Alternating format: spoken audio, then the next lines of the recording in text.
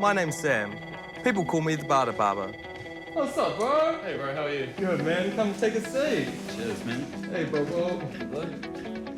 My mission is to go out and talk about talking, taking the ideas of mental health to the provinces. How have you been anyway, dude? Like, kidding yourself? Just working hard working.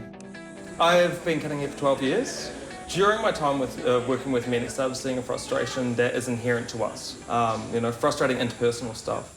I think that the man-up attitude is one of our most toxic attitudes that we hold dear here in New Zealand, that kind of harden up, be a man. Because, I mean, in reality, what is a man? I don't know, bro. I'm finding out. I'll get back to you on this one. Yeah. I'll go and talk to a couple more of them around the country, yeah? Yeah, that's right. Slickness on That's there. right, okay. Sweet. Awesome, man. Cool, Hey, absolute pleasure to see you, dude. You too, mate. We hear diagnoses a lot, and diagnoses doesn't make somebody something. You know, when somebody says, I've got schizophrenia, or I have depression, or I have this or that, that doesn't define that person. It's just a group of attributes in mental health that they do show. With having my own struggles with mental health, I just wanted to explore that a little bit more and share some of the experiences I've had to push us towards more healthy communication and more healthy interpersonal relationships between us guys, and hopefully a greater understanding of what it is to have mental health, as we all do.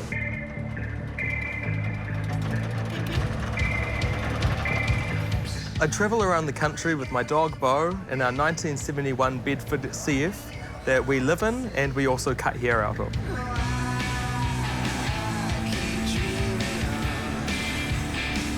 We travel around the country starting conversations about mental health, or even just conversations about talking.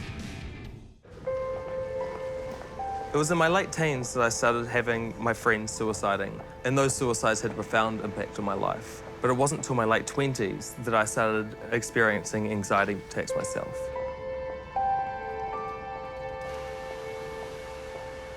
Hey, what's up, my man? How you doing? Good to see you. Good, come on in, bro. I've come into Godfather Barbers to talk to Zia. Zia's got some pretty cool ideas on how guys should communicate and why we don't. So you've been barbering for how long now? About a year and a half now. How do you find the conversations being a barber? Like, do you find that guys open up to you, or? Yeah, I find here, it's like Vegas, man. You can say whatever you like, and it's gonna stay here. Yeah. You know? Yeah. There's no judgment, and it's easy. The guys that come in here come time and time again because of that. Yeah, exactly, man. That's what brings everyone back, is the fact that, you know, there's no rules, nothing set in stone. They walk out and they come back in feeling like they can express more to you, and every single time they come in, they feel like they know you that little bit better. Yeah, your client's like your old friend. Yeah. And then you feel like they open up to you. Absolutely. We do give guys a place where they can express themselves, where, you know, you're not going to get your head bitten off for expressing your opinion or your idea. Yeah, exactly. You know, it's probably one of the few places where guys can come in and talk about their feelings and let a load off, you know? We forget that that's our role, and all it takes is like one guy to come in and say something a little bit more off the cuff than usual to remind us, oh shit, we actually do, you know? And our reaction to their unload is actually another piece of it, isn't it? Yeah, exactly, man. And what we do here, I mean, we see a lot of transformations, not only physical with what we do as barbers, but also, you know, emotionally as well. You know, once a guy leaves here, they could have the worst morning of their life. But after coming here and being pampered and letting a load off and telling people about their feelings, you know, they leave $1 million. Under the striped barber cloth, any customer becomes wrapped in some of the tradition that has surrounded barbers and their shops since the time of Plato, in the days of ancient Greece. The first barbering clubs were formed where men would meet to discuss the topics of the day while having their hair trimmed and beards curled. Today's barber is still an advisor or patient listener to affairs in the lives of his customers. This is an exclusive men's world where women do not go.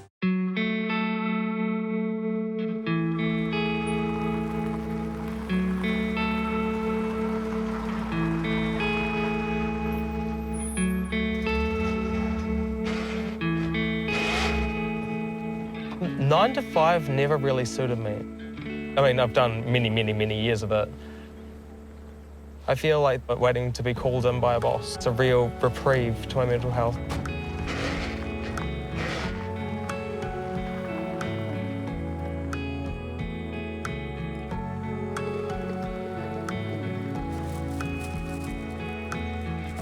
I don't have a cell phone. If I need to go and be alone and have some time meditating and that kind of thing, I can just go into the bush. It's a real powerful thing knowing that that's your choice, you know, and having that choice.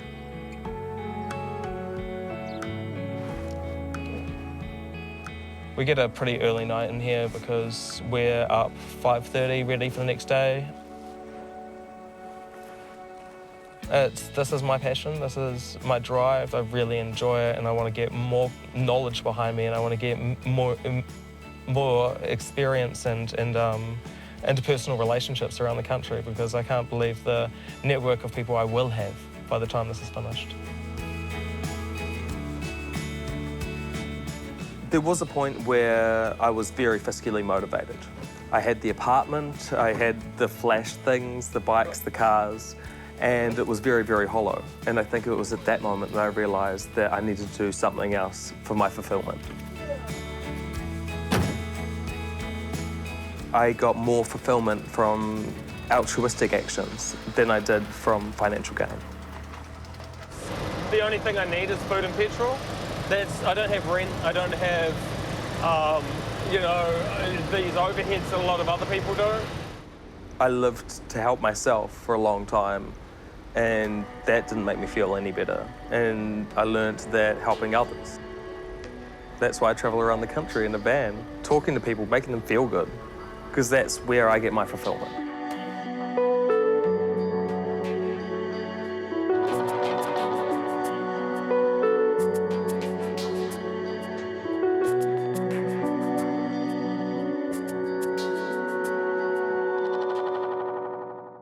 Welcome. Come. Thank you very much. Oh, it's gorgeous. It is. So this is where you do your work from? This is part of my work. I do teach mindfulness classes every week. A number of years ago, I had a business and through the global financial crisis, I lost it. It was a business worth about 13 million. So it's a property development business. Wow. And, you know, if I wanted to, for a man in his 50s to lose a business like that, it brought up a lot of despair. And then I realised that there was a place where there was no point in going back into the past. I could still see the sunset. I could still talk to people I cared about. They were still in my life. I could still see the garden or whatever it is. So those little things enabled me to actually start valuing what's there. The way our society functions at the moment is it inherently creates a lot of discontent for people. Yeah. Yep, because it's always about getting something that where happiness or contentment or well-being is. So if my journey is this place of happiness, if I'm feeling sad, then I'm almost get at war with that state and I'm trying to get rid of it because it doesn't fit where I want to be.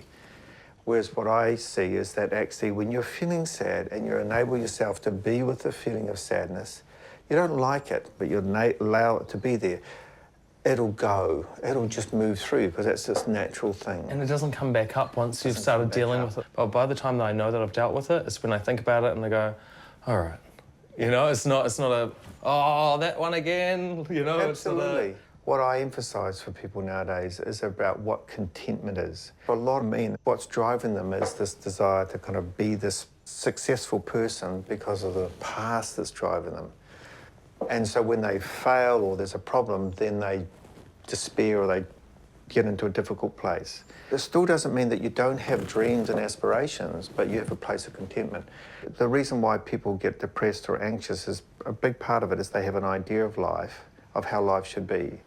And the reason why they're suffering so much is because their life is not meeting their expectations or an idea. We get sold it, don't we? We get sold it, but it's just an idea. Yeah. Yeah. It's just an idea. If you change your idea, life changes. It's a real hard thing for these guys to wrap their head around because it's unlearning a lot of traits that they've actually put on themselves as who they are. Thank you so much, Chris. Everything you're saying about kindness is something that I'm really going to be taking with me further on into my travels because really good stuff, yeah. Oh! Here we go. Oh, that's backwards. I'm going forward. The most amazing thing is I don't have a reverse gear, but that's good because we're always going forward. Progress.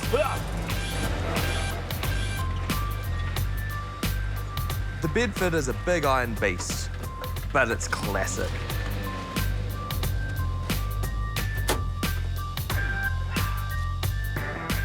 It breaks down semi-regularly, but it's not too hard to fix.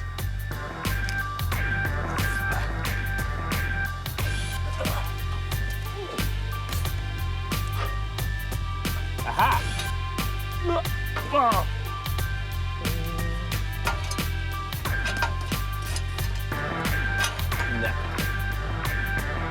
I know the sounds it makes really well. There's this which sounds bad, but that's good. And then there's a and when it starts making that noise, I need to pull over because the drive shaft's about to fall off. Check it. Yo, what? Yo. Yeah. When I'm on the road, I'm always swapping haircuts for goods and services, things that I need. Gas, food, or even just a good story. Hey, Sam, how are you, man? Good, bro. We've got another rattle. Yep. A couple of dead leads. I don't know if it's the lead for the back, but probably just a bulb, but... Cool, man. We'll get it up and see what's going on. Thanks, man. No, that's not supposed to be there, right? Like, this big hole? Yeah, nah. That's new. Time for a new exhaust, I think, Sam. Oh, dude. Oh, no. When was I last in here? For giving you boys haircuts? A couple of days ago? Yeah. Monday, Tuesday. Monday or Tuesday, we were in here doing cuts. Yeah, Sam's been in, done probably 3 or 4 cuts with all the boys and that here. We did a new set of tyres on it a couple of weeks ago when it was in. Yeah, all works and roundabouts, doesn't it? Yeah, it's quite cool as well being able to come in here and just talk to the guys because this is a male-dominated workspace. It is indeed. There's a lot of blokes around here and a lot of bloke talk, and it's a good time to have bloke talk as within these kind of institutions. Yeah. Have we got some gloves?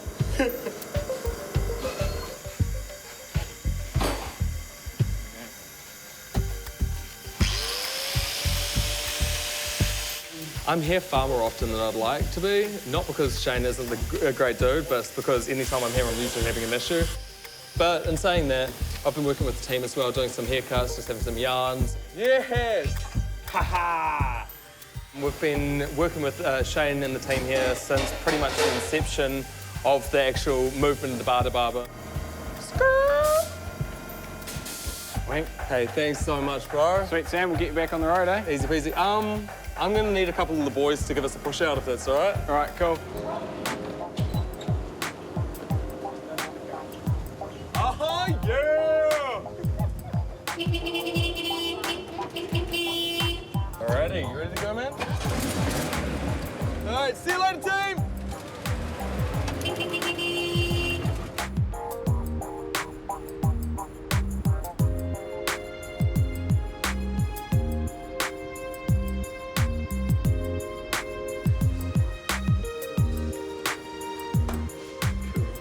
So, tell me about what you enjoy about life. Well, I like sniffing things. Peeing on things is really good as well, and human food and dog food are both preferable.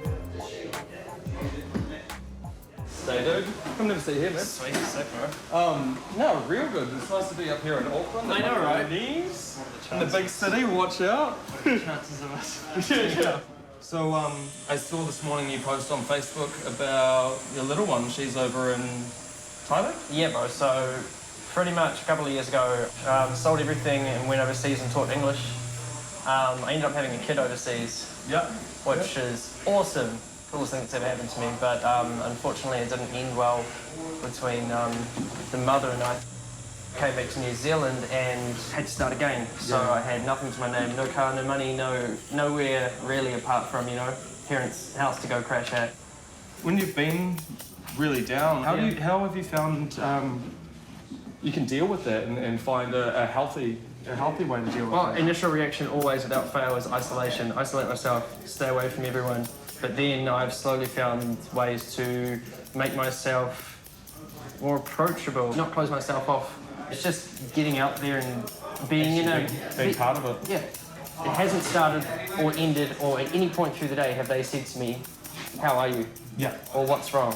It's just being around someone else. Yes, and actually just being in that space and getting out of your routine, is it? That's it, absolutely, man. Don't get me wrong, I have wicked, super down days. Yeah.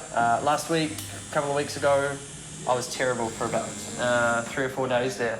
My family was starting to notice it. Yeah. My really close, friends that I talk to every day were starting to notice it. Dude, I had my first panic attack yesterday for the first time in like half a year plus. Yep. And like that whole day, I was the biggest douche. Just to everyone. Because I was stressed out. I was having it, but I didn't realise I was building up towards that. Yeah.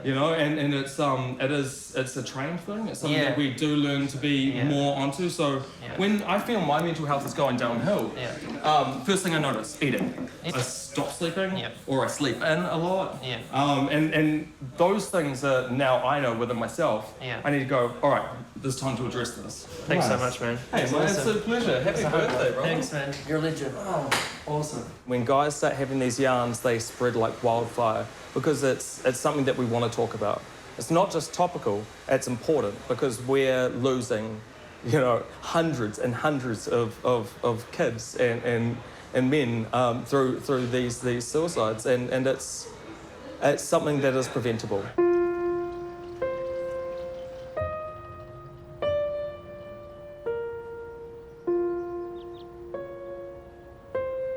From that corner over there, with the line this way, we're going to line them up. We've laid out 606 pairs of shoes, each representing somebody who was suicided over the last year. What I find really shocking is over 500 of them are men. Walking out onto that field carrying those shoes, I felt like I was carrying the memory and the mana of the people that I had lost.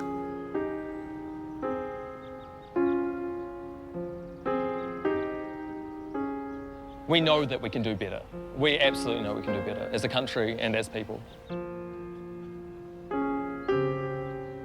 It's not just the effect that it has on us as people, as groups of people, but the effect it has on us as a community.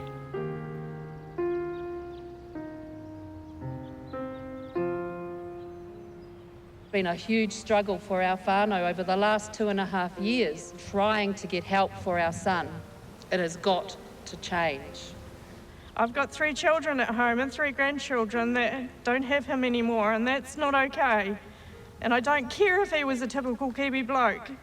He still deserved to get the help that he asked for. In 2007, we lost our brother Shane. In 2008, we lost our sister, Finder. In 2015, we lost another brother, LJ. And just last year, we lost another sister to suicide.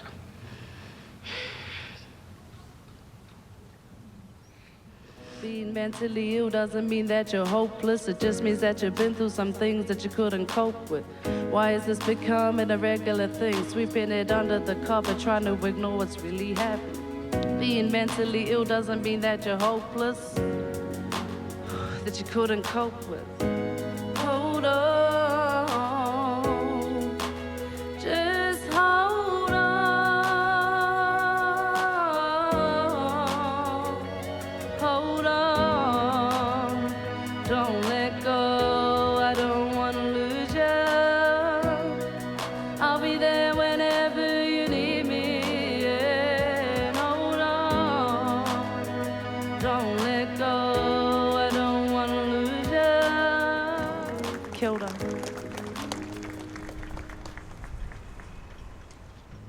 Kia ora, everybody. My name's Sam, I'm from Tauranga, and I run a project called the Barter Barber.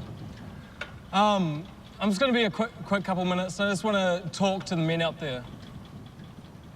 Harden up, man up, be strong. Those are attitudes that are prevalent, not just in our cities, but in our country. These attitudes take away the right to feel something. These attitudes take away the right not to be okay. And a lot of us aren't okay out there. If you've got a friend that's having a problem, go out and do a hobby, whether it be hunting, whether it be going for a surf, whether it be going fishing, and use that time to turn to your brother and say, bro, are you okay? Because saying, are you okay, gives him the chance to speak. Because we've been told so many times to harden up, to man up, to be stronger. We need to give ourselves some space for vulnerability and to be able to open ourselves up for help. Mental health does not define you. You define you, and our families define us. Thank you.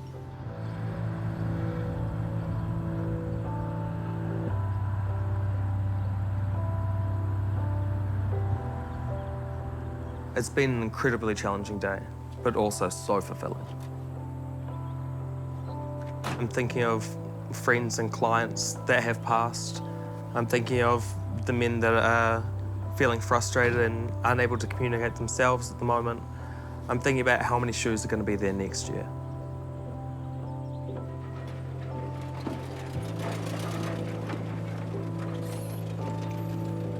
Alrighty. Come up. Let's go. Come up. Growing up in a small town like Tauranga, I stood out like a sore thumb. I got along with everyone. It was probably because I was a little strange. Mental health work has always been in my life. As growing up, my mother was a mental health worker. Mum taught me how to be kind and empathetic, so it's always good to go and see her and just have a download. You were brought up in a total female environment. I wasn't the athletic type or that I was quite a strange child. I was heavily bullied, obviously. And a lot of that had to do with just not realising how to do that male thing, being the alpha. With this venture that you're on, it does trouble me, your mental health, as long as you've got that covered, because it's a very hard road.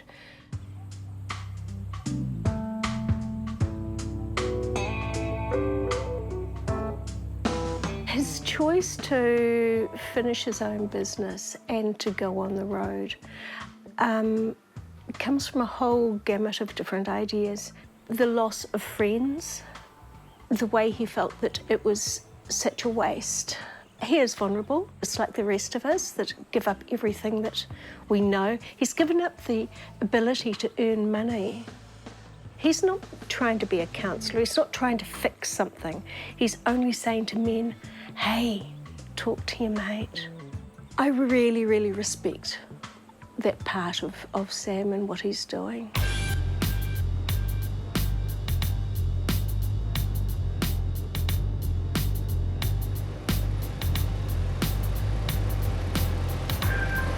It's amazing just waking up to a new vista every morning. I open the back doors, I put a pot of coffee on, and Bo gets out and we go for a walk, and it's just a really nice way to live.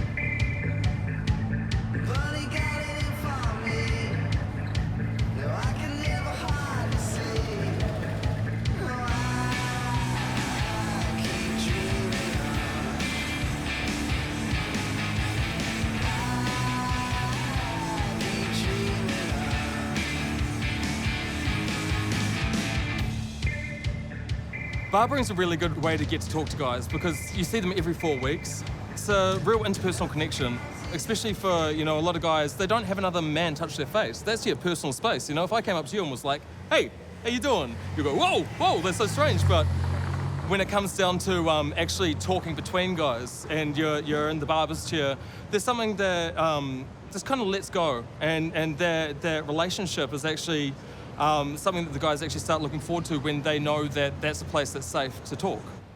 Barker's Groom Room is the premier barbershop in Auckland, so headed up there to have a talk to some of the guys about what we do.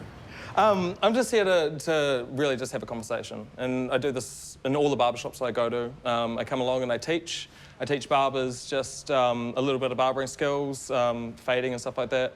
But I also put in just a little bit of mental health literacy, so we can learn a little bit more about the guys that are in our chair, because in the end, they're not just our bread and butter, but they're our friends, and we're their confidants.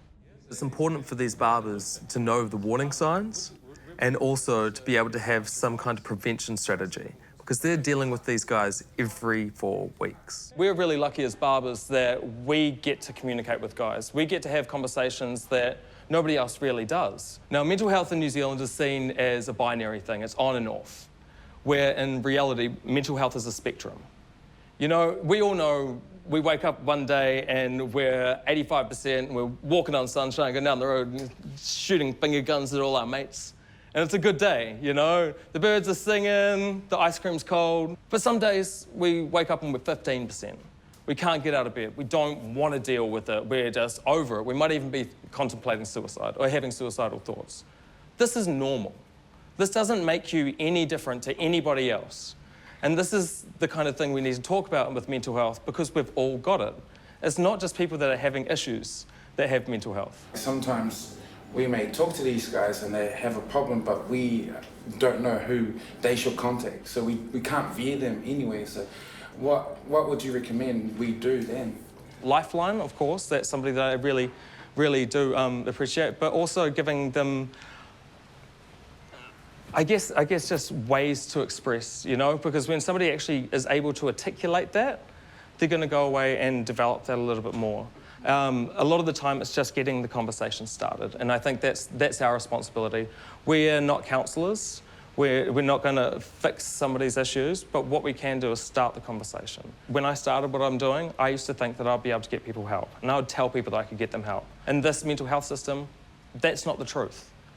There isn't enough help, and that's why my idea is to go out into communities and empower communities to work it out, to empower you and me, to empower, you know, your mates down the road to have the conversation, because this is where we start.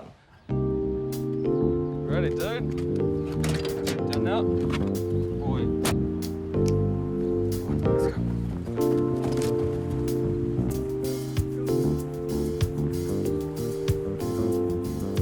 This is only the start of the mission. There's so many more Ks to be done, so many more conversations to be had. There's so much more life out there that I need to go and interact with. But it starts at home, with our families, talking about our feelings. If I could say anything to the nation, it would be, give somebody a place to talk.